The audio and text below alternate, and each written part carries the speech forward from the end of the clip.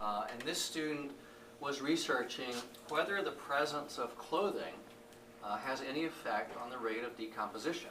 And that matters in the real world for this reason. About half of the bodies that are found when somebody, when there's a death, either a murder or an unattended death from natural cause, about half the bodies that are found are clothed and about half are nude.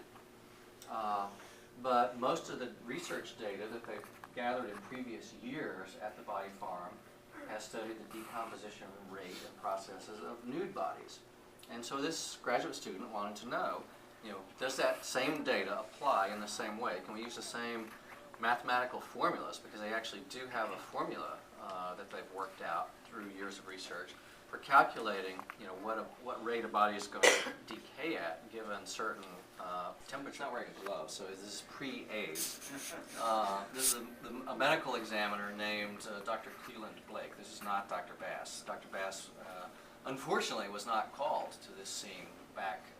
So this is the hair mat, and now this is the skull, and you can see there's still some leatherized tissue on the skull. But you can also see where the the hair mat sample itself, the DNA itself, can decay, or you can have contamination, which was the case in this instance. So we sent it to Jason Eshelman at Trace Genetics, and he works on this in what's almost like a NASA clean room. I mean, they're so scrupulous about contamination. And Jason dissolves the teeth, and does the extraction, and he says, "Boy, I'm having a hard time finding DNA in this." And so I said, "Well, did you use all the teeth?" He said, "Well, no, I just used half of a tooth." I said, "Well, we got teeth galore. Use as many teeth as you need." So he, does some more, and he says, "I'm still not finding anything."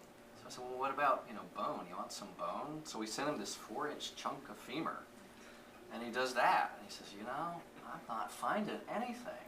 Wow. So he did 7 separate runs, 7 separate extractions, without finding any mitochondrial DNA. So not only, was there not, all this mitochondrial DNA that the other people found, there was nothing. There was nothing. And what had happened, it turns out, is that the medical examiner back in 1978, you saw how nice and shiny and white the skull and the long bones were? He simmered them in very hot water with a liberal dose of detergent and bleach.